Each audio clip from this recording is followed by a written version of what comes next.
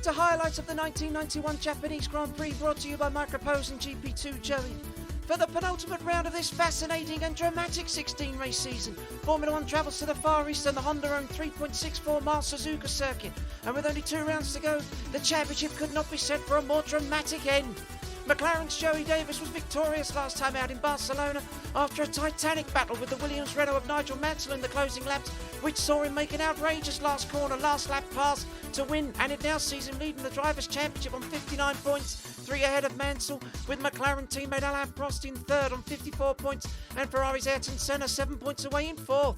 With 113 points, McLaren still lead the constructors' standings and could clinch the title this weekend, with Williams in second place 23 points behind and Ferrari in third. In the news leading up to the race, Derek Warwick confirmed his return to footwork for next year, before exit-bound Lotus man Martin Donnelly was confirmed at Brabham. And it emerged that Renault were now involved in the ongoing talks between Prost and Ligier.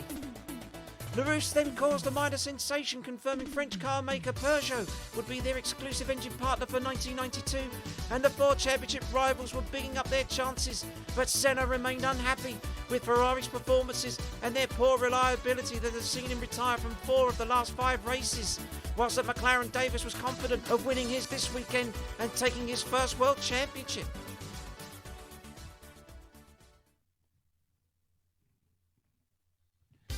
Friday morning's 30-minute pre-qualifying session was electric as usual, but it took place without AGS, who sadly confirmed they had pulled out of the sport in the days leading up to Suzuka. But on track, the BMS Delaras of Emanuele Pirro and JJ Leto looked strong, as did the Brabhams of British pair Damon Hill and Marc Blundell. But surprisingly, it was the Frenchman Eric Bernard who ran out the fastest in the Larousse, with Hill second and Leto third, with only 1 second covering the top 11 cars. But in the end, it was Delara, Larousse and Brabham who progressed, whilst the others all headed home early, their weekend done.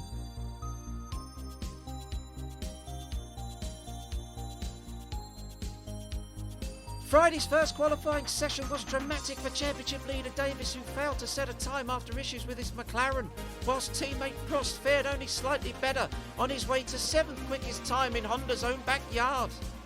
For the majority of the 1-hour session, it looked as though Mansell would take the provisional pole, but that was before Senna emerged in the Ferrari and promptly went fastest by over 0.2 of a second after a quite superb lap from the Brazilian. Afterwards, Davies said his focus for Sunday was on getting an optimum race day setup ahead of his potential date with Destiny, and then Ivan Capelli was later confirmed at BMS Delara for next year. Growing F1 star Michael Schumacher struggled to get his Jordan setup working on his way to 11th on Saturday afternoon, whilst Davies managed to drag a lap time out of his McLaren that was good enough for 9th on the grid. But for Mansell, try as he could, he was unable to better Senna's time from Friday. And so it was, the Brazilian claimed his 5th pole of the year in what could well be one of the most crucial races of the season, as Pirro and Blundell were the ones who both failed to qualify.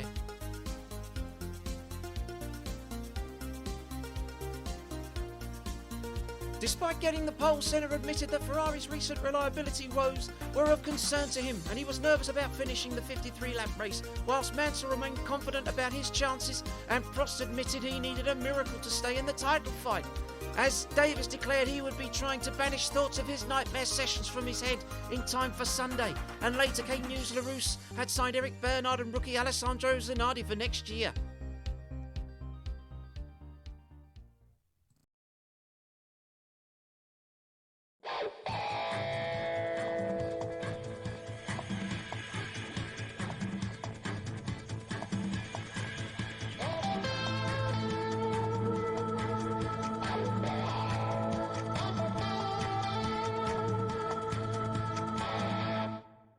So it's Ayrton Senna and Nigel Mansell on the front row, with Michael Andretti and Martin Brundle on row 2. Row 3 is Jean Alesi and Johnny Herbert. Row 4 is Alain Prost and Nelson Piquet. Row 5 is Joey Davies and Roberto Moreno.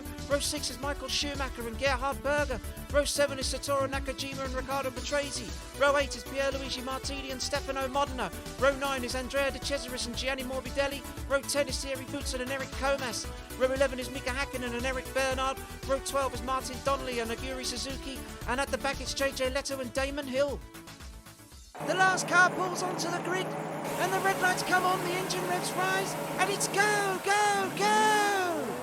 Senna bogs down away from pole position.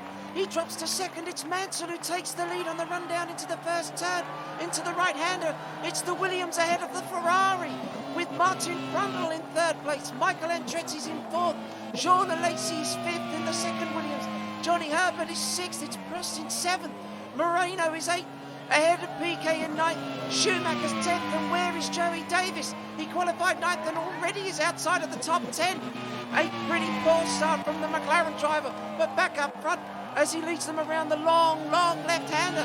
It's Nigel Mansell with a half a second lead, it looks to me, over Ayrton Senna, who's got his mirrors full of Martin Brundle's footwork.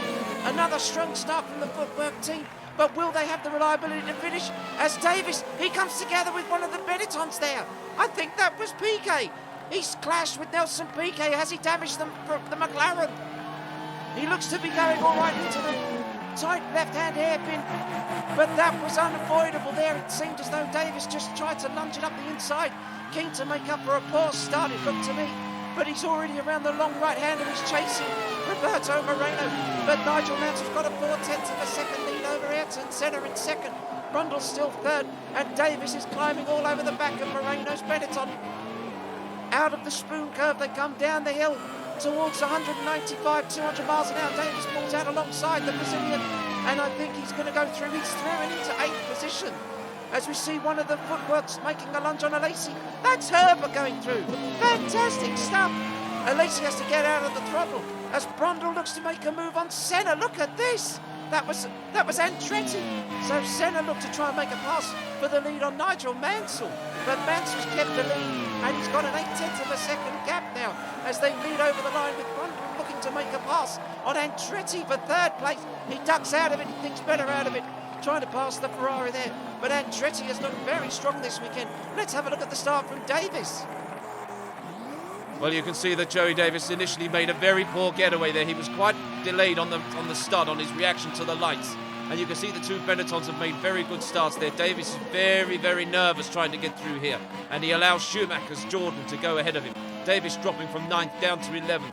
So not a very strong start from Davies there. I'm quite surprised, actually. But then again, he's going for the championship. As Patrese goes off in the Joas Porsche. My goodness me, at the 130R. And that's another car gone off. That's one of the BMS Delaras. That's one of the BMS Delaras that seemed to hit Patrese as well. My goodness me. I think they're both all right. They have another coming together as we ride on board with Senna, who's now dropped 1.1 seconds behind Nigel Mansell, with his teammate Michael Andretti still in third place. Martin Brundle's dropping a little bit further back, but here's Davies. Joey Davies has already passed his teammate Prost and Jean Alesi, and he's making a move on Johnny Herbert into the 130R. Can he do it safely? He does. Fantastic stuff. So Davies on lap 4. He's already up into 5th position. Well, he seems to be making a very good recovery drive at the moment, Davies, in the McLaren there. And obviously this is a day in which he could be crowned the world champion. If he manages to win this race and something happens to Nigel Mansell or to Senna or to Prost, who seemingly is down in 8th place and out of the race at the moment. But if Davies were to win today, it would certainly make him a very worthy world champion. As Senna crosses the line once more, and he's closed the gap to Mansell. It's down to 1.1. It was up to 1.3 as we see another one of the Jordans. That's Andrea Chesler's trying to get past one of the Ligiers. There's action all the way through the field with the Yuri Suzuki, who's a home favourite in 24th position. I'm not sure why the TV director wants to cover him. Perhaps because he's Japanese. Well, yes, that could have something to do with it. But look at this. Davies, that's Brundle. Davies and Martin Brundle, they are embroiled in a fantastic squabble. Over 4th place, Davies is certainly looking to make his mark on Martin Brundle and get past the footwork as quickly as he can. But speaking of footworks, that's Herbert. Johnny Herbert's off. Yet again, he has another retirement. He cannot wait, I'm sure, for the 1991 season to be over when he joins Benetton next year, alongside his current teammate Martin Brundle. But it's been a disastrous year for Johnny Herbert, whose results definitely haven't merited the performances that he's put in the car. But let's take a look at Senna. He's 1.3 seconds behind Mansell, who's in a commanding lead. And that's Brundle going off. Terrible for footwork. Look at this, absolutely atrocious. Martin Brundle off and Johnny Herbert off in a couple of corners. That's absolutely unavoidable for the team and inexcusable, quite frankly. Well, Mansell's now, he's extending the lead. It's 1.5 seconds ahead of Senna with Andretti in third. And, oh my goodness me! There's smoke pouring out of the back of Davies' McLaren, and he's going to retire. My goodness, I cannot believe what my eyes are seeing. Joey Davies is all set to retire from the Japanese Grand Prix. He isn't going to score any points this weekend. He's had a disastrous weekend. He didn't post any lap times on Friday. He opted to qualify his car on Saturday purely with a race setup so that he could go the 53 lap distance. And he is out on lap 10. Quite extraordinary. Davies has lost all power out of the brand new Honda V12 engine, and he is out. He's going to pull over onto the grass, I suspect. He does, and Davies is out. Unbelievable. That is such a shame. As Senna looks to have dropped back from Mansell now. He's 2.6 seconds with Andretti clambering all over the back of him. Has Senna got some sort of a problem? Mansell's streaking up the road, and Andretti's going to pull out. Andretti passes his teammate. And I can't help but think that Senna must have some sort of an electrical issue in that Ferrari, because Mansell is streaking into the lead as another car is on fire. That's one of the Joe's Porsches. That's got to be Patrese, because Berger was out earlier at the same time as when Martin Brundle retired. That's Patrese pulling over. But Mansell's now got a 4.6 second lead over Andretti, with Senna 10 seconds further back. And look who is in fourth position as Senna comes into the pits. He's got an electrical problem. So Senna's into the pits with an electrical issue. It's Prost up into third place with Senna dropping down. Lacey into fourth position now as JJ Leto retires, and Moreno's in fifth, Piquet is sixth, Schumacher seventh, Nakajima in eighth, and Senna out of the pits now and in ninth place. And Piquet's off! Piquet yet again! It's his last race but one before he takes retirement. But Nelson Piquet is out, and let's have a look at this. This is Andrea De Cesaris and Thierry Boutsen, and they have been battling since the very start of the race. And there's Schumacher, Michael Schumacher now up into seventh position with having Senna. Senna's just passed Michael Schumacher down the front straight, and Senna up into sixth position now and looking to make up as much ground as he possibly can after that earlier electrical problem. Is he going to be able to get into the top three, because his title rivals Mansell, Prost and Davies. Davies is out, but Mansell's leading the race as Michael Andretti comes into the pit, and Alesi's got his wing mirrors full of the Benetton of Roberto Moreno, and he's trying to find a way past, but he can't do it there. Alesi's just too quick in that Renault-powered Williams. Fantastic stuff. Prost into the pits. Prost is in. Alain Prost is into the pits, as we see Eric Comas in the other Ligier. And obviously that's still the rumour that's going round with the Prost and Guy Ligier have both reignited their conversations about the French four-time world champion possibly joining the team for next year as Mansell comes into the pits. Race leader Mansell's into the pits, but where is he going to emerge in relative spatial awareness to Michael Andretti, who's in fourth place? But look at this, it's Alesi and Moreno, and they've got Senna right behind them. No, that's Michael Andretti. Andretti in the second Ferrari there, and Senna's behind his teammate. So Senna's still behind Andretti as Moreno peels off into the pits. Mansell's still in there, but where's Alesi going to come out as Michael Andretti goes through the final corner? Absolutely flat, shattered 195 miles an hour. There's rumours that next year they may very well, as Moreno comes into the pits from fourth place, they may well put the chicane back in. But we're on board with Stefano Modena, and he's trying to get past one of the LaRousses, which are next year going to be powered by the Peugeot V10 engine. Fantastic development. We're going to have so many engine manufacturers in the Formula One World Championship, and it's going to be sensational, but not as sensational as this, because that's Andretti going past Sean Alesi. Fantastic stuff, and that's Martin Donnelly pulling off. I think that's Donnelly in the Lotus. It is. Martin Donnelly's out. Unbelievable development, and that's one of the Tyrrells. That's Nakajima. Nakajima trying to pass. That's Gianni Morbidelli, as the two of them are embroiled in a titanic battle once more. But Nigel Mansell is still out in front, and there he is, going to lap one of the Ligiers there. I think that's Thierry Boutsen. Yes, it's behind Thierry Boutsen, with Andretti still in second place. Jean Alesi's up into third. So a very good drive from him so far. But we're on board with Thierry Boots, and I've no doubt there goes Nigel Mansell. So Mansell's in the lead still, with Senna 18.5 seconds behind him. But Mansell has already made his sole tyre stop, his one stop. But Senna's all over the back of Jean Alesi. And you can see how much faster the Brazilian is through the entry into the spoon curve and even out of it as they come cascading down the hill. Senna pulls out very early on, and he's going to have a lot of horses in that Ferrari engine.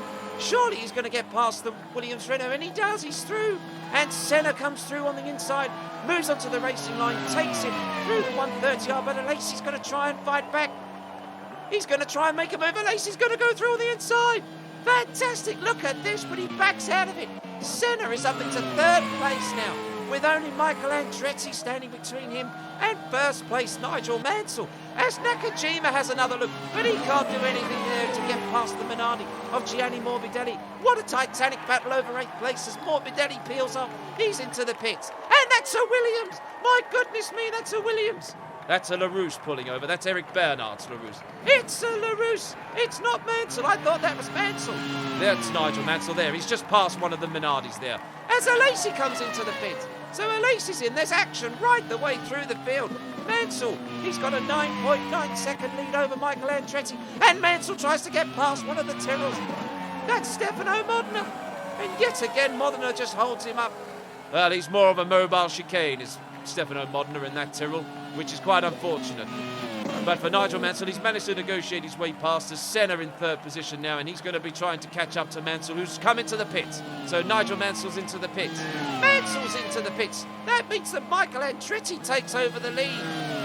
It's Andretti, it's in first, it's Senna in second, and you have to think that Ferrari will give the instruction to Andretti to slow down. Slow down, Michael, and let Senna come past, because Senna desperately needs the win. And the crowd, who are used to seeing Senna in the Ferrari now, but he used to be a McLaren Honda driver, obviously, as Prost comes into the pits, Andretti's into the pits, and they are still cheering Senna's name. They are absolutely desperate to see him win, even if he is in a Ferrari. Fantastic stuff. Boutsen and De Cesaris still embroiled in a fantastic battle, but it's Ayrton Senna in the lead now, with Andretti second, and Mansell's coming out. Mansell's going to be in the lead, surely. Mansell in the lead. Senna's still in the lead. Senna, he's still leading. But Andretti's in the pit, so it's Senna ahead of Mansell, ahead of Andretti, with Alesi in fourth place, with Prost in fifth, as we see Andretti passing one of the Jordans.